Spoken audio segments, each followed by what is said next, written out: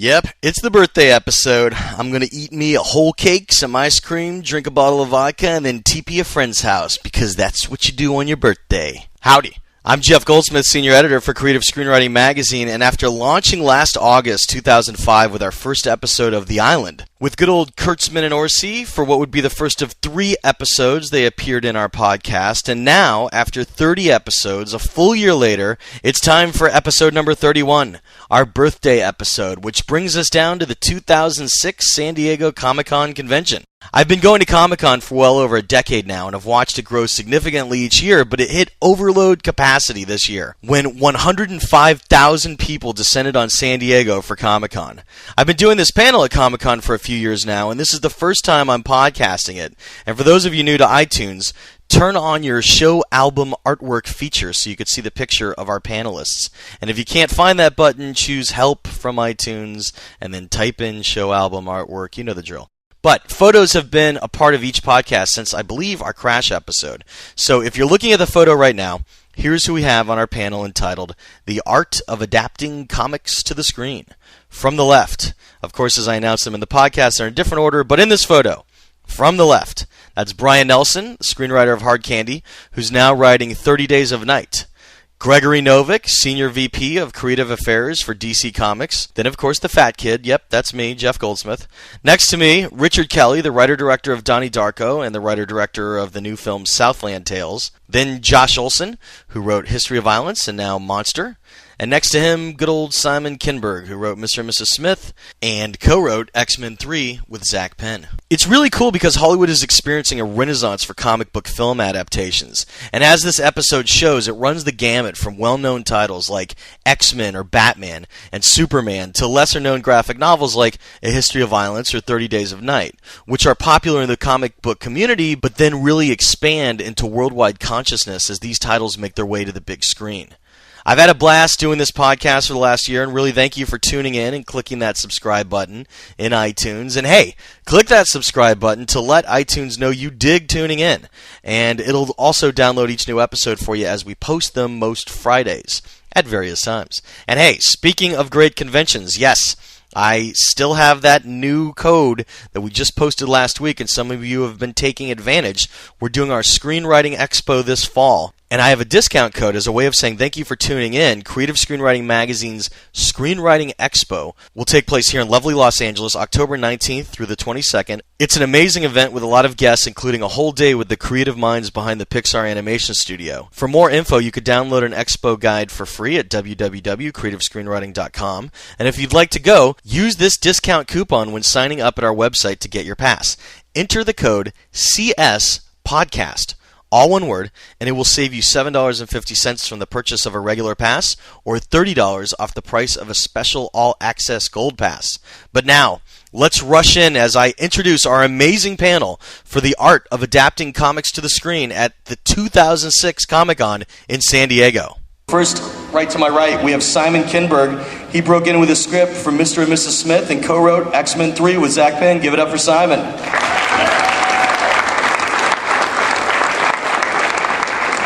Next to Simon, we have Richard Kelly, who tripped out audiences with his debut film Donnie Darko and is now bringing his film Southland Tales to the screen later this year.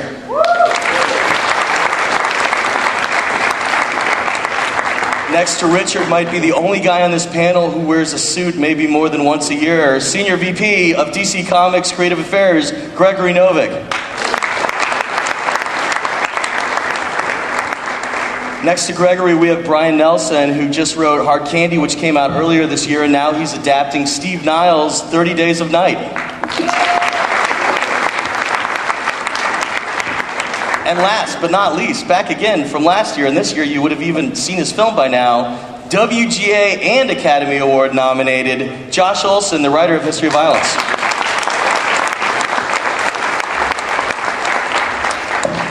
All right, I'm going to blaze through these questions. Simon, we're starting with you. We're moving down the line.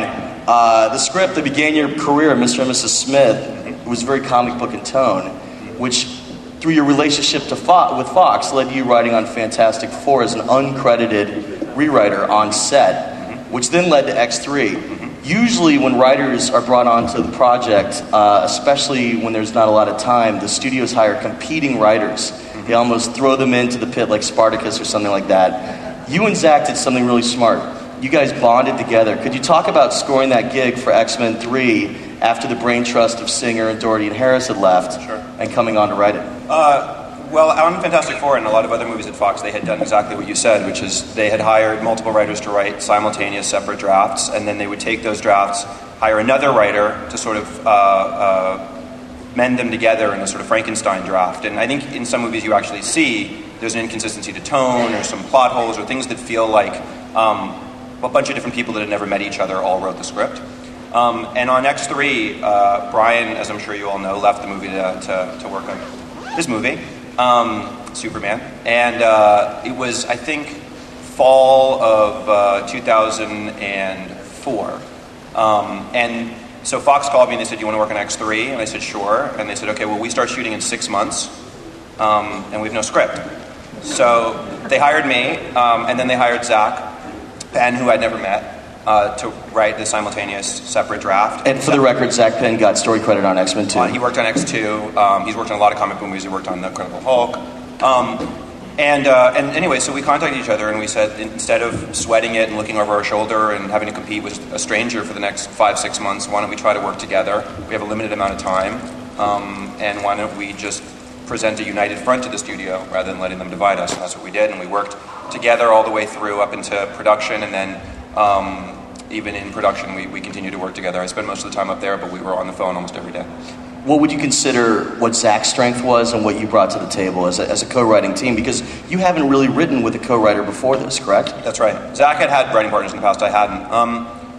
I think we're similar writers, at least in this genre, and so I don't know what exactly our skill sets were in a writerly sense. Almost a more producerly sense, we're very different personas.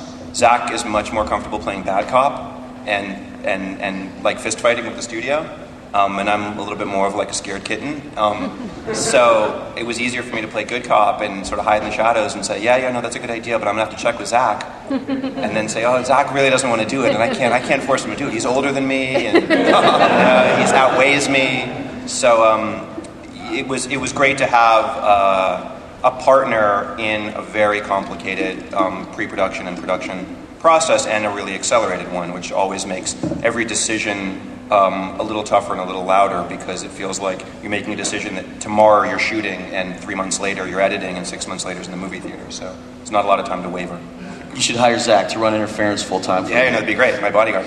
Richard, what you've done is unprecedented. You've managed to do what no one's ever done before with the creation of your new graphic novel series for Southland Tales, which interrelates to your film. Just explain it. You've written 3 graphic novels told as episodes 1, 2, and 3. They're each 100 pages long, and the story then continues right where episode 3 left off in your film, which represents episode 4, 5, and 6. Each episode is a day long. Where did you get the idea to tell your story across 2 different mediums like this? Well, I think that the script for Southland Tales was always told in 3 chapters. Like when I first wrote the original draft in 2001, I was thinking of this T.S. Eliot poem, The Hollow Man, and the famous lines, "This is the way the world ends." They're repeated, and I thought, okay, it's going to be 3 chapters. It's going to be like myth, right? And it's 3 chapters, so I thought, God, there's this big backstory that I want to tell, and I wanted to find out how Boxer Santeros woke up in the desert with amnesia. How did he meet Krista Now, the porn star of Femme Fatale, and all these characters. And I was obsessed with defining the backstory, so I thought, well, we'll do them as graphic novels, and we'll expand the story to be a 6-part story. And we'll just make the movie be 4, 5, and 6, and let's try to do a cross-media story. And it's an experiment that we certainly hope will work. And I think the film works independently of the books. You can certainly enjoy and understand the film on its own. But I think if you read the books, it's that much more fun, and it's that much more. You know the characters. You show up in the theater. You already know who Krista is. You know who Boxer is. You know who the Roland and Ronald Tavener, the twins, are. You know the characters. So we're hoping to give audiences an opportunity to walk into the theater with an excitement of serialized fiction. You know, when you're a little kid and you see those serialized episodes, and you just can't wait to see what happens next. And I remember when I guess when Stephen King did The Green Mile, when that came out, I remember, and I'm like the biggest Stephen King junkie on the planet, and when those little books came out, I just thought it was the coolest, definitely, yeah. suspenseful way to kind of deliver a story. So we're trying to hopefully recapture a little bit of that with this, if it works. It's a hard thing to get funded, though. People don't part with their money so easily. So how Kevin Smith is a nice guy. Yeah. So I mean, he's a good guy. Tell us about that. You partnered with Kevin Smith. Yeah. And Bob Chapman, right? They rolled the dice on this, and this is a film that didn't have domestic distribution. That we were in pre-production, and we were about 4 to 5 weeks from shooting. And I went up to Kevin's house. And he's like, "All right, we'll do it," And he greenlit the books, and it's been sort of a grassroots experiment. And like I said, these books are coming out regardless, So it's like it's all happening, and now I just hope we can if we can get the books into like Barnes and Noble and Borders, because we designed them to look like a Tom Clancy thriller or a Stephen King book or something that we can get them in Borders and Barnes and Noble and have them not just be in comic book stores, then it can hopefully cross in more into the mainstream and get, if I can get my mom reading graphic novels, that's kind of cool, getting her into this world. Because it's a really economical way of delivering a story, because you don't have to describe what the room looks like. You have an artist doing that for you, and you can just let your dialogue, pop here, and it's really a wonderful way to, I think, I'd rather read a graphic novel than a screenplay. I just want all my screenplays, get an illustrator to illustrate, I'll read them that way. Now, did you write the graphic novels in order as a part of your screenplay, or just in your writing process? That was my last question before we moved to Greg.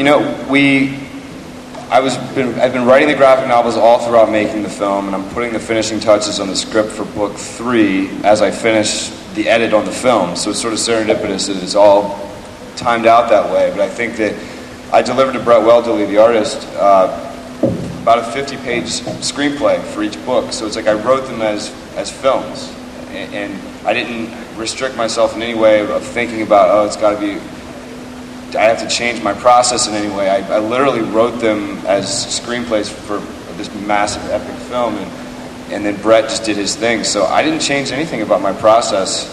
If anything, I just held on to my process even harder, because a graphic novel, it should be cinematic, and it should feel like a film. It should feel like something that you want to see made into a film, I think. And that's like it's what I do, it's what I love, and I could never write a traditional novel. I don't have the attention span or the patience or the talent to write a novel, but I can write screenplays, right? So if I can give it to an illustrator and let them illustrate it, then that's pretty cool, So hopefully this will work. 300 pages, dude. You've practically written a novel. Yeah. Congrats on that. Yeah. Gregory, you have a dream job. You've taken both your love for comics and film to work at DC as the liaison between DC, which is owned by Warner Brothers. Talk about getting that job and having it defined as you kind of got it, to my knowledge, because it's a job. There's only one other person like it that I can name. That would obviously be your counterpart Kevin over at Marvel Studios. Yeah, I mean, look, they pay me to read comic books. It's a really tough job. My background's as a producer and an executive, and every company or gig I've ever had, I've always been the comic book sci-fi guy. And when I landed at another job that involved me a lot with Warner's a few years ago, I made it a point to get to know the folks at DC, being such a fan and loving the stuff, and selfishly wanting to access and produce as much of it as humanly possible.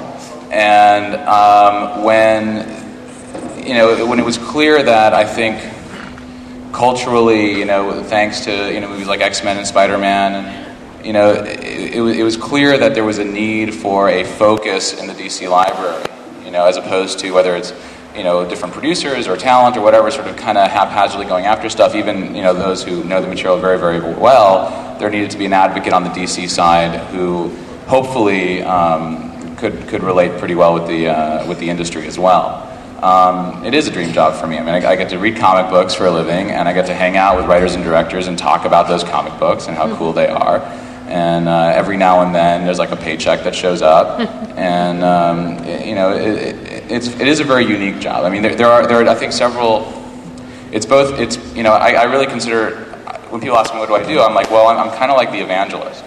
My job is to on the one hand, mine the library for properties that can be adapted for film and television and animation and all sorts of other media, and then it's to present that material to the creative community in an intelligent way, because there are a host of writers and directors who are phenomenally talented but not necessarily comic book savvy, but they might love the material. And thirdly, the job is, once we get that interest, whether it's the studio interest or the filmmaker interest, is to then try and ensure that the material turns out as best as possible, that we don't violate the underpinnings of what made that piece interesting in the first place, whether it's a comic that sold 3,000 copies or 150,000 copies a month for 30 years. It's about trying, whenever you, as these guys all know, whenever you translate something from one medium to another, you're going to change stuff, you're going to adapt stuff, but you're going to have you have to try and maintain the core of what's there in order to make it successful. How much of your job would you say is protecting the intellectual property of DC, kind of saying like, no, Superman is cape, it's Redman, trust me? I wouldn't even put a percentage on it. I think, that is my job. I think that's so interwoven in every conversation I have, whether even with, and I've had knockdown dragouts at both, the executive level and with the talent level. And it's just my opinion.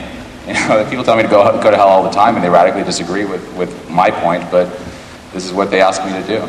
So it's the core of it. Are you able to tell us about any of those knockdown dragouts? Without naming names, of course. There was once a particular character that somebody wanted to. Yeah, that's a good one. It's like a Mad Lib. Yeah. I mean, there was, what I found out in the past, the great news about the comic book world and it becoming so mainstream is that people sort of glom onto different aspects of it. So some producers or studios may option comic books because they actually love the title, and by the title I mean the actual words in the title. And they say, wow, that sounds really cool. I'd love to see a movie that's called that. Literally, and they're like, okay, and they don't really bother looking at the underlying material, and, something which is really complex and has some depth to it, and some real, writers and artists spend a lot of time and a lot of years making this work, and all of a sudden it's a movie about a briefcase full of cocaine instead of what it was originally, and you're kind of like, but that's not what it is, and I'm trying to protect you and your family from being lynched. You had told me that there's some exclusive announcement that you might be able to make on this panel. A little later in the panel. There's something happening next door, and I have to give them time to do it, and then I can talk about it. All right, good. We'll come back to it later. Brian, you told me that you had amassed an amazing comic book collection growing up, and still to this very day, you're a longtime fan. And then as a writer, as you continue to work in genre television, basically, you ended up being able to write a script for Lois and Clark. What was that experience like, kind of early in your career before it was more feature-based, being able to take something like Lois and Clark, which had become popular, but also making sure that it did also still feel like a comic book, too? It was a lot of fun, but the tricky thing is that you rarely get hired initially to do the thing that you might want to do. So, for example, one of my first scripts that I worked on in Los Angeles was I wrote a spec sample of Lois and Clark, in which I wrote a story tried to write a story for the first season about a teenage girl who wants to be Supergirl and she has no powers, and Clark's got to talk her out of it. And that didn't get me work on the show, but it got me work on several other shows. I worked on Jag, and I worked on a kung fu show called Vanishing Sun, and so forth. But what got me the assignment on Lois and Clark was actually that I had written a sample of Chicago Hope.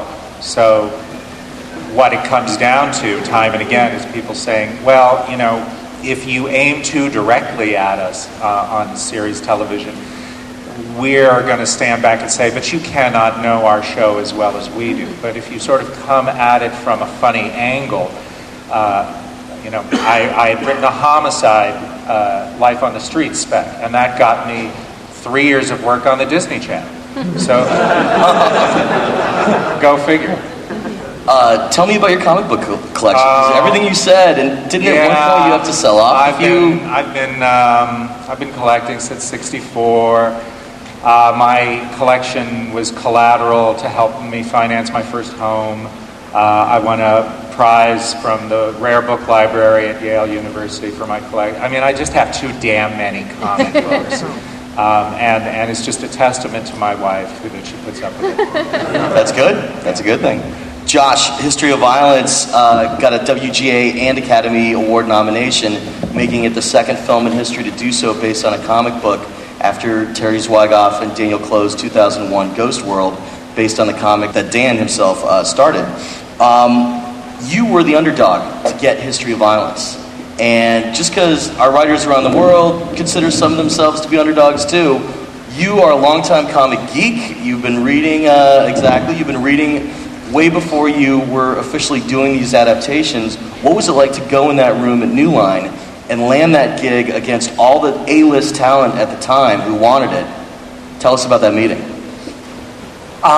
It wasn't even a challenge in the sense that I was told up front I was not getting the job. So I didn't even go in, like Rocky wanted to go the distance. The whole point was that there was an executive there who liked my work, and he wanted to bring me in to meet his team so they would get to know me.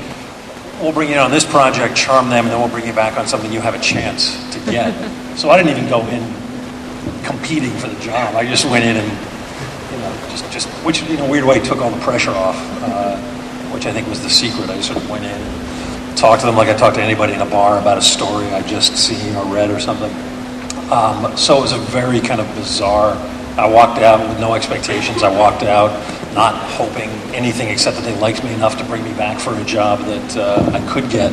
So it was a really bizarre phone call a couple days later when I was told that I wasn't going to get the job, but I was now being considered.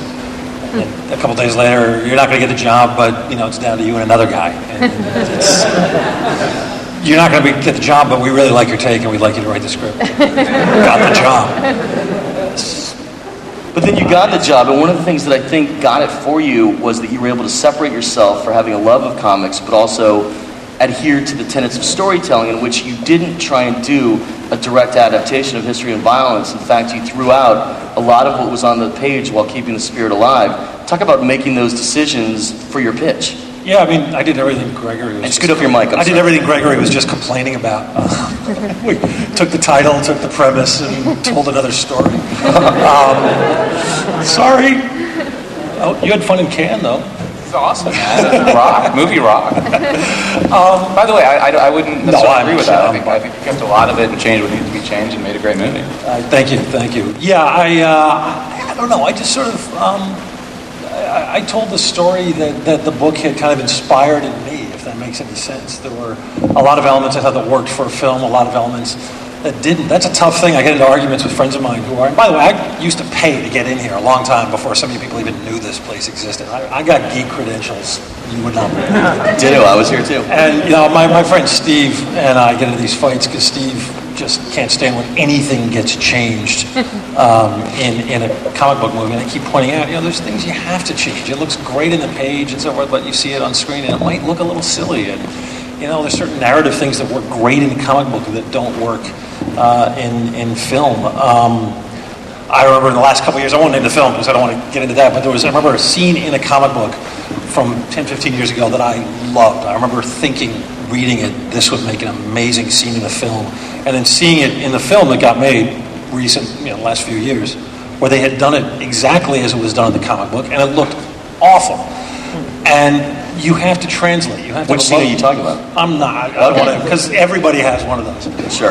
It's why I love the Spider-Man films so much. I think Sam Raimi's a guy who understands film and loves comics, and I think you have to sort of have both. You can't just be a diehard comic book fan and go off and, at the same time, you can't just be a great filmmaker. You have to sort of, walk that line between them.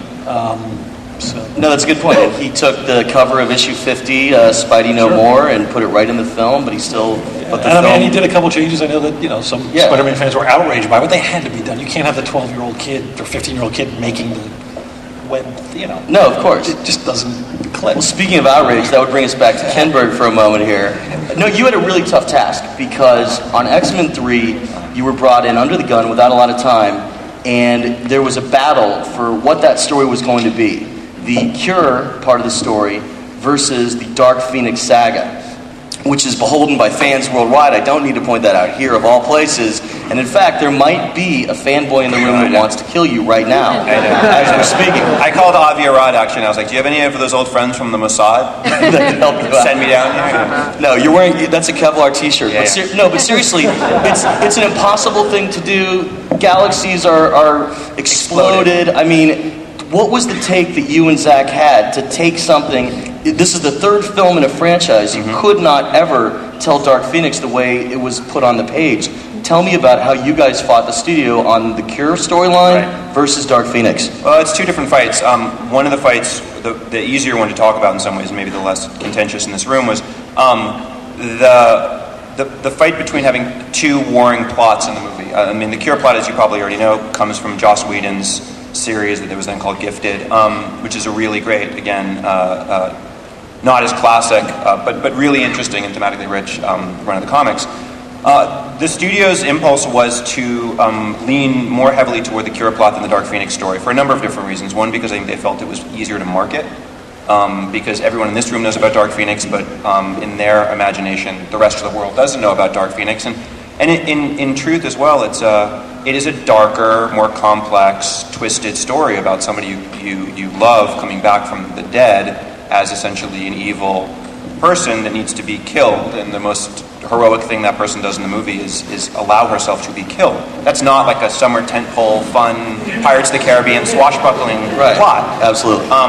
So, the studio had misgivings for that reason, among others, and also they had misgivings because studios make movies around and because of movie stars, more than even the underlying material, I think. I mean, certainly a title like Superman or Spider-Man or even X-Men to some extent is bigger than the star, but for the most part, their excitement is generated by the kind of star they can get. And in the X-Men movies, Hugh Jackman's become a big movie star, and Halle Berry's somewhat of a movie star, and Ian McKellen even in his own way. Famke Janssen's not a movie star in the same way as those actors. So they also didn't want to make a whole movie around the fifth or sixth biggest star in the film. So that was one fight, and if you watch the first half of the movie, it's a fight that I would say we won the vast majority of our battles on, and if you watch the second half of the movie, we lost a lot of our battles. It's not a coincidence that Jean Grey / Phoenix doesn't speak for the whole back half of the movie. She's present in a lot of scenes, and her presence is known, but I don't think she has a line of dialogue for the last 45 minutes of the movie. And that came from not the studio saying we don't want her to speak for the last 45 minutes, but they're having ideas about making her sort of a simpler, cleaner villain. Someone that she literally would just become Godzilla. And we were like, I'd rather her seem complicated in her silence than be saying things like, now I will destroy you. So that's the first half of the battle. And in terms of how you translate a character and a plot that's about exploding planets and being controlled by the Shi'ar aliens, in a franchise that Brian created a really perfect tone for. It was realistic, it was textured, it was contextualized into our world. We just couldn't do the Phoenix story as it existed in Chris Claremont's original incarnation. And so what we were trying to do is a little bit what Brian did in the first two movies, which was find psychological and emotional, probably Kevin Smith, psychological and emotional manifestations of what is, I guess, physical or visual in the comic. So her struggle with her identity became about schizophrenia rather than do I destroy this planet or that planet. And I spent a lot of time talking to Chris Claremont about it. That was one of the best perks of working on this movie, was the time I spent with Chris and the little time I spent with Stan Lee, but especially Chris. And Chris understood that from the beginning. He said, look, I know you guys can't do a literal adaptation of my books, so let's try to find something that's true to the essence of the comic, but not true to literally what happens on the page, and so that's what we tried to do. I think you found a happy medium. Of course, how far could you take these fights? I mean, you just told us about Zach Penn as the enforcer. Yeah. You don't want to get kicked off the project and be replaced by another writer because as you invest time in it, you don't want to be kicked off. But you're totally right about her not speaking the second half of the movie. What you find as a screenwriter, and I'm sure most people on this panel, everybody on the panel has experienced this.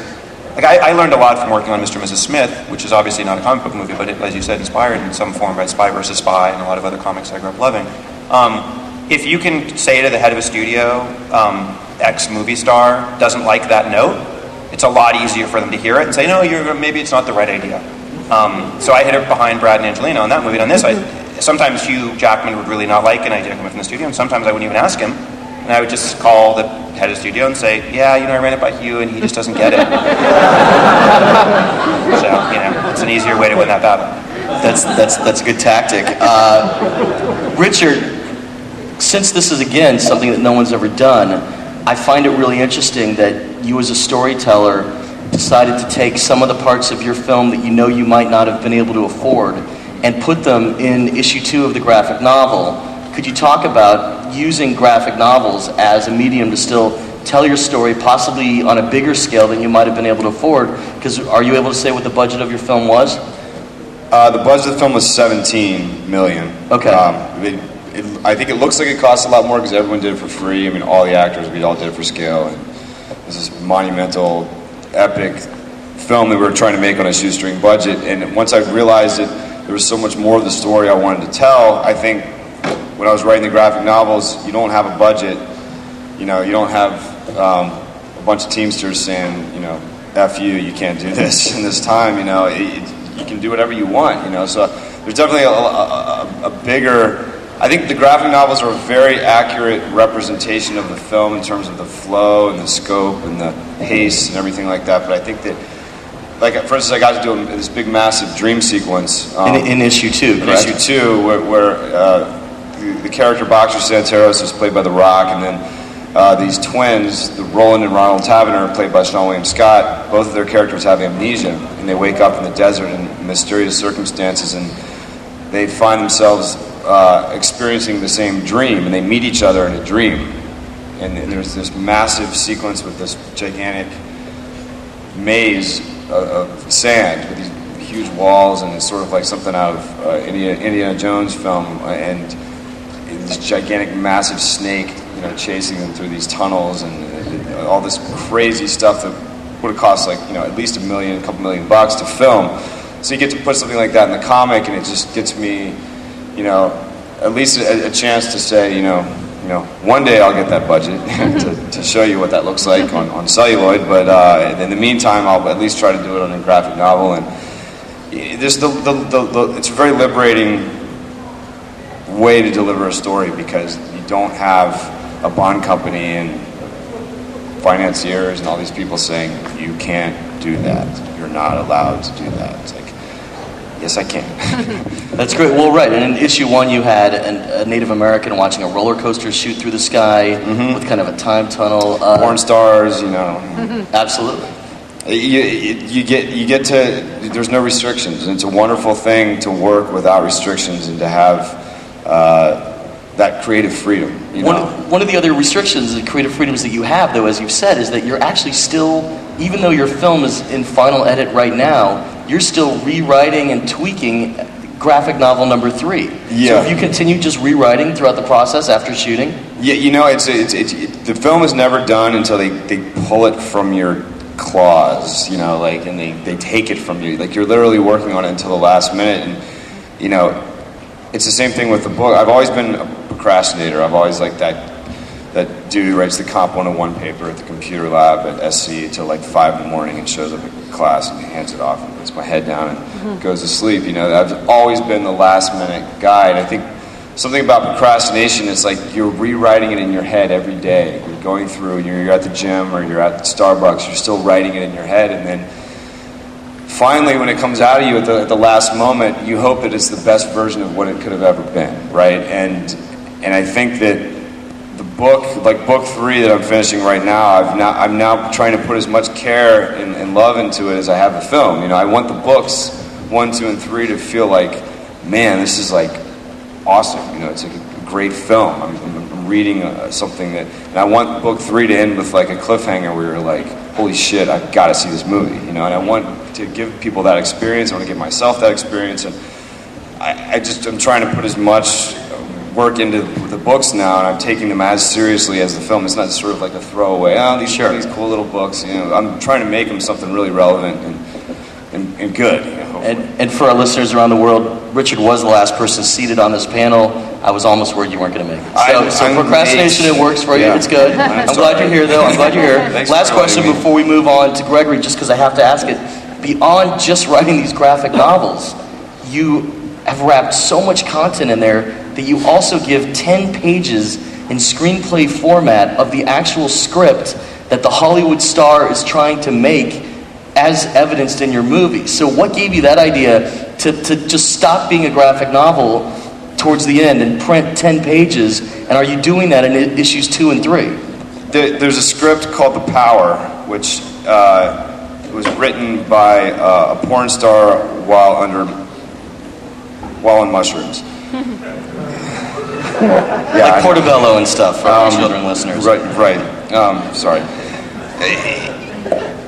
But it's this document. She's a psychic, and it's a document that actually forecasts potentially how the world is going to end. And it's called The Power. And The Rock plays a character, and he's rewriting it with her. And it's this film that he's been made to believe that he's directing because he has amnesia, and they've set him up to think it's his screenplay, that he's directing it, and he's going to be starring in it, playing this renegade cop named Jericho Kane, which is a reference. I stole that name from another film, that character name from another film. Which film? End of Days, the Arnold Schwarzenegger film. I thought that name Jericho. We're citing the classics. Jericho Kane that's a great name. I have to steal that. It is a good name. But it's a little bit of a joke.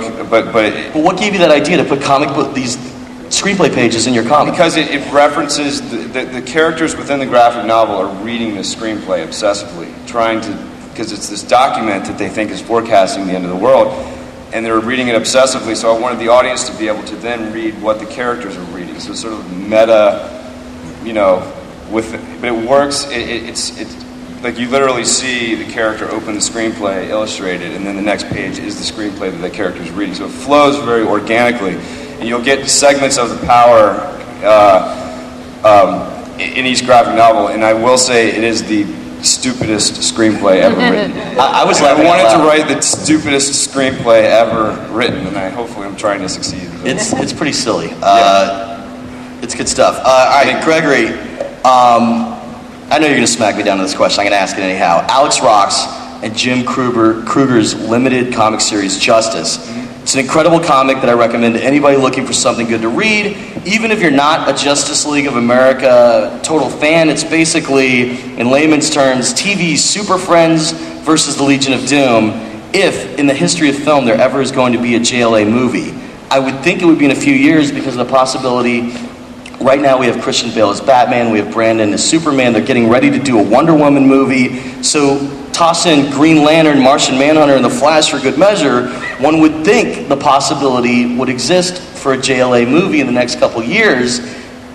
Also compounded with this is the fact that DC and Warner Brothers work together exclusively while Marvel kind of farms out to different studios. So all the producers that you would need to work with to gather together under one roof, theoretically, you've already been working with. Any chance that this could be beyond a fantasy of fandom and one day be a reality, or am I just tripping? It's a long question. I'm still trying to wrap my head around the psychic porn star on mushrooms. Move your mic just a little towards you. Could she be in the new JLA? I've got her phone number if you want to meet her later. I think I went to high school with her. Is it conceivable? Sure. Has there been any real substantive discussion? No. I mean, right now the focus is on Batman, Superman, and Wonder Woman and the Flash ideally coming up. It would be a wonderful thing. It is one of the, DC is not exclusive to Warner's, but we're obviously pretty tightly married together, and certainly on things having to do with the major DCU characters, no question. Is it possible in the future? Sure. I mean, would it be great? Are there huge obstacles to overcome? Economically, from a production standpoint, from a, how many 800-pound gorillas can you have dance on the head of a pin? But it would be awesome, absolutely. And I mean, look, as everyone in this room knows, the stories, whether it's Alex's stories, there's some phenomenal Justice League stories, and the interaction between those characters is really, amazing. If we could do it as a little independent movie, with Kevin, that'd be great. has it even been discussed? How about that as a question? Has it been floated around knowing that right now you're in active production on the sequel to Batman, there might be a Superman sequel? You can only hold on to actors for so long before they go out to other projects. Yeah, not with any seriousness, and not with any seriousness with regards to the current actors. I think in success, if we all do our jobs correctly, there will be another Batman, there will be another Superman, and hopefully a couple more behind that, and maybe a Wonder Woman and the Flash. So you're talking about 4, and then with Green Lantern thrown in, possibly 5 different franchises all going at once. Overlapping opposite, but going at once. And so if there were a Justice League movie to sort of come about in that time frame, I would think it'd be really, really difficult to get all those actors. Now, having said that, as we can see from Superman and Batman, many different actors have interpreted those characters over the years, as have so many brilliant artists interpreted those characters. So it'll depend on the story, like where you come into the story, as to whether you even want Christian or Brandon at that point. Are you coming in younger than they are at that point, older than they are at that point? It will all depend on the story. I'm sure, again, that if all of us at Warner's and DC do our jobs right, if the fans want it and it's there and it's possible, and as a fan and as someone working in the business, I think it'd be a phenomenal thing. I think it'd be great. I can announce one little Justice League thing. Was this your announcement? This is my announcement, which I've been greenlit now to talk about. I've been an animation fan my whole life. And animation now falls under the purview of my job. And what we're announcing today is DC and Warner Brothers Home Video are going to do a line of direct-to-video animated features that are targeted to the core fan base. So while many of us love the Justice League Unlimited stuff and all the stuff off Cartoon Network, this is going to be basically, here's the lineup, and in no particular order. We don't know what the releases are, or it may be in the press release, but I don't know offhand. We're going to do Superman Doomsday, which is loosely based on Death of Superman. We are going to be doing Teen Titans Judas Contract with Marv Wolfman writing, with Tom DeSanto. And on the Justice League front, we'll be doing Justice League New Frontier, Darwin Cook's New Frontier, which, as everyone knows, won all the Eisners last year. And these will not be, dumbed down for kids. These will be taken in the tone and, as much as possible, the art style of the original book. So we're going to try and go for George Perez's look from Teen Titans. We're going to go and Darwin is consulting on New Frontier. We're really excited behind that. We're going to do titles based on Green Lantern and Wonder Woman and probably the Flash as well. That's awesome. That's awesome. I can't wait to see all that. We're moving on to Brian, but I just want to note how funny it is that you said it won't be dumbed down for kids. I mean, back in the day, that's what the perceived audience of comics was. And now, you look at Richard's stuff. I mean, Richard, you wouldn't want kids reading Southland Tales, would you? I mean, it's really made for adults. Just the graphic novel. Yes, it's made for age 18 and over. Yeah, is that the politically correct thing to say? Certainly it's R-rated content, and sorry for any children that are disturbed by it. Brian, in Hard Candy, there's a confined space of a house. You taught theater at USC, and Hard Candy is so well written, I think it could even almost work as a play. Now with 30 Days of Night, based on the graphic novel by Steve Niles, which you're now rewriting, after Steve Niles did his first draft, you almost have a kind of cramped space again as this small town is descending into darkness, light being the only place of escape. Could you talk about your approach to 30 Days of Night with your partner in crime, director David Slade, who also, he's not writing with you, but he directed Hard Candy? Well, certainly that's part of the reason why the studio could consider me for 30 Days of Night, because I had just written Hard Candy, which took place in extremely constricted circumstances. They had gone through a number of writers on this film. The process had taken some curious turns. I was told there was one draft that involved vampire polar bears. Were they drinking Coca-Cola? I can't even say. At any rate, it came to a point where David was hired to direct and wanted to bring me on to do the draft that would cohere, that would do that kind of Frankenstein work in a way that Simon mentioned, to use the good parts from various drafts but make them into something that felt organic. And yet it wasn't that simple. I had to compete against a couple of other writers who had also done a bunch of characters in a closed, dark space type movies. And, there was in fact a prejudice against me because there was a concern, Brian and David were this great team. The studio's worry is, do we want a writer who really gets along so well with the director? Now, you might think that would be a good thing, but their feeling is, but we need to know that we can trust this writer to do what we want to. And there was, and this has been the case with any number, it took a month to find a casting director for the film, to find somebody who would be regarded as a neutral party, not too close to the director, not too close to the studio. Somehow, through just naivete and dogged persistence, I won through. Even though I was considered suspect because the director liked me. Part of the reason I think I won through was because we tried to go back, David and I, to one of the core things that we loved so much about the graphic novel. Not a fantasy thing, not a vampire thing so much, but just the relationship between those characters, Evan and Stella, that they were a husband and wife who were in love. And that core is what makes the final sacrifice at the end of the story possible. So we are approaching it from a very, very human perspective.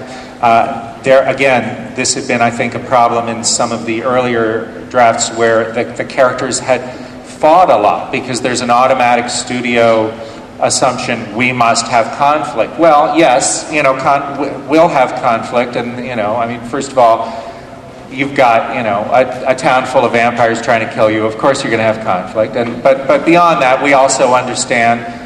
I've worked in theater long enough that I like providing actors something to play. So of course, there's going to be conflict, but we wanted to make sure that it felt organic to the story rather than something engineered out of abstract adherence to studio development principles.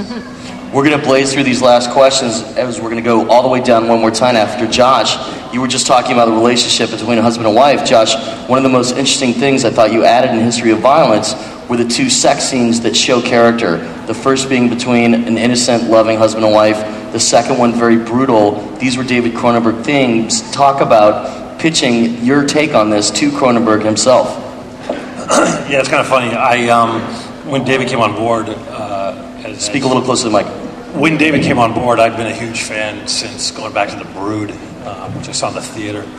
And I felt like, if I were going to go see a Cronenberg film, I'd want to see something Cronenberg-y.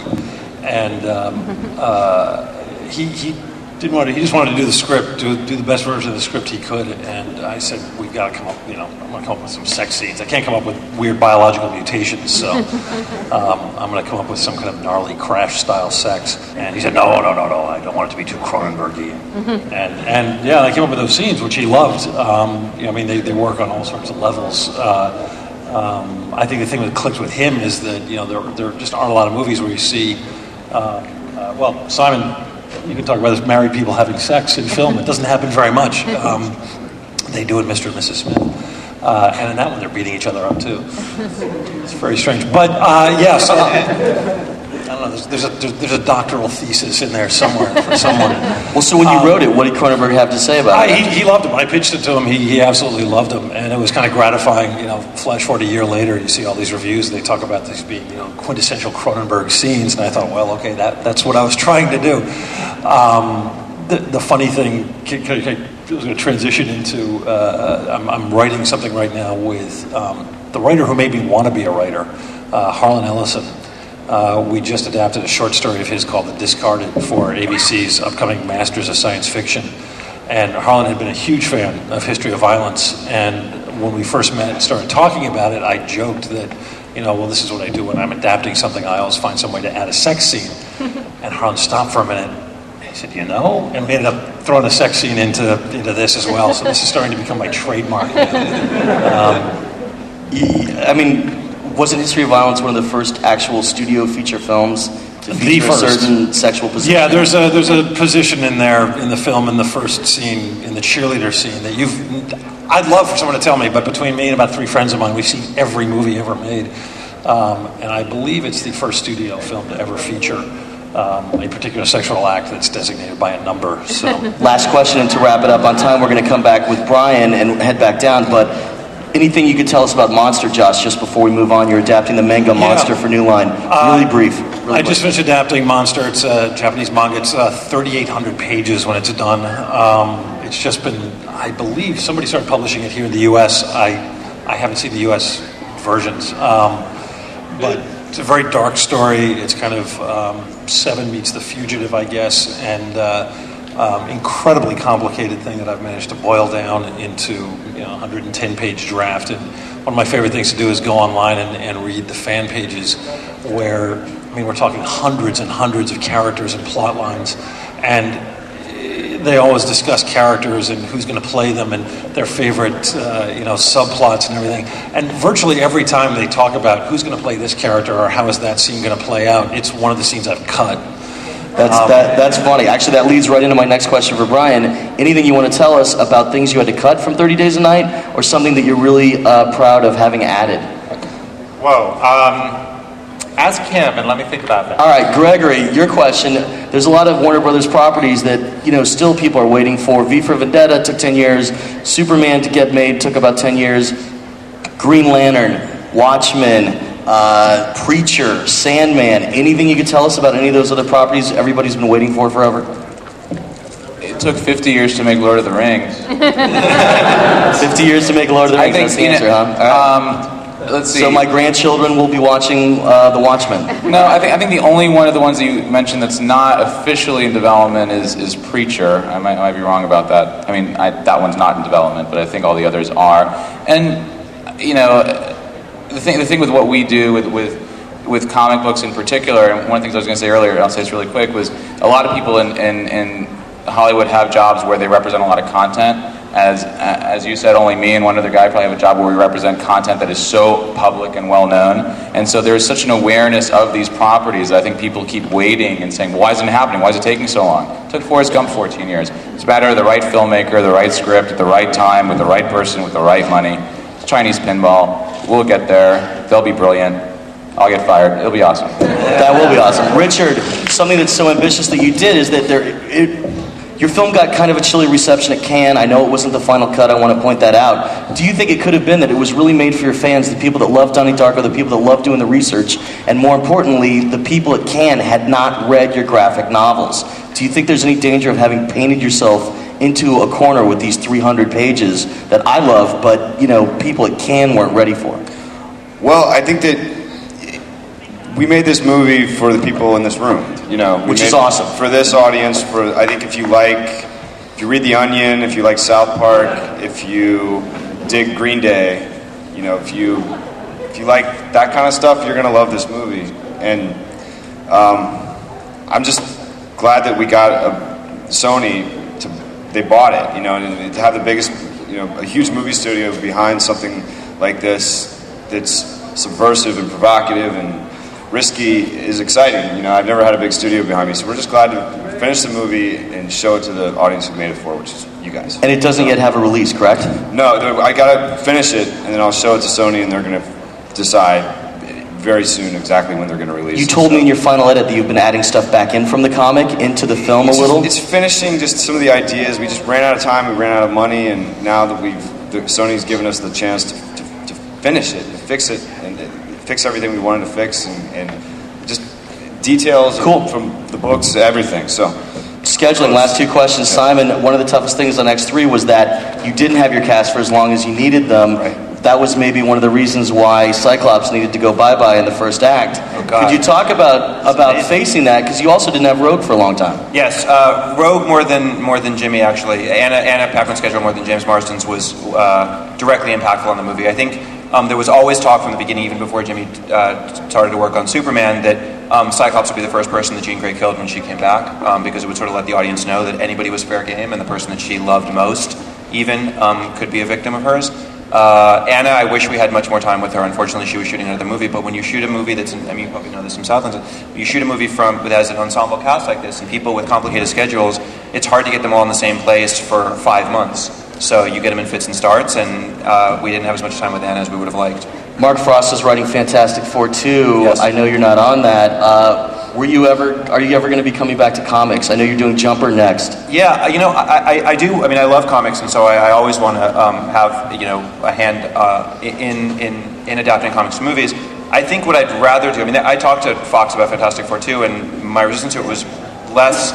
I loved him. I quite liked what he did with the first movie, and I had a good time working on that because I pretty much lived on that. But I don't really want to do any more sequels of things that aren't mine. Makes sense. And I also don't know that I would want to do another superhero movie anytime soon. Like, I'd rather the movie that I'm working on with Doug Liman is a film called Jumper that's based on a young adult novel that we're also creating a backstory or prequel comic with Oni Press actually downstairs as we're developing, and actually we're in production on the movie now. And so I'd rather do comic book movie relationships the way that Richard's doing. You guys are the most innovative guys currently working adapting comics to screen. Let's give it up for Simon Kinberg, Richard Kelly, Gregory Noveck, Brian Nelson, and Josh Olson.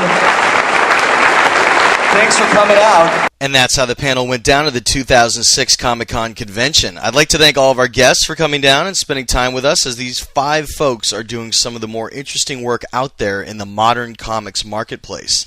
Interestingly, this panel led to actually 3 more episodes that will be podcasts, so keep an eye out for them. I did some one-on-one interviews focused on kind of the development process for some of our panelists' upcoming projects back here in LA.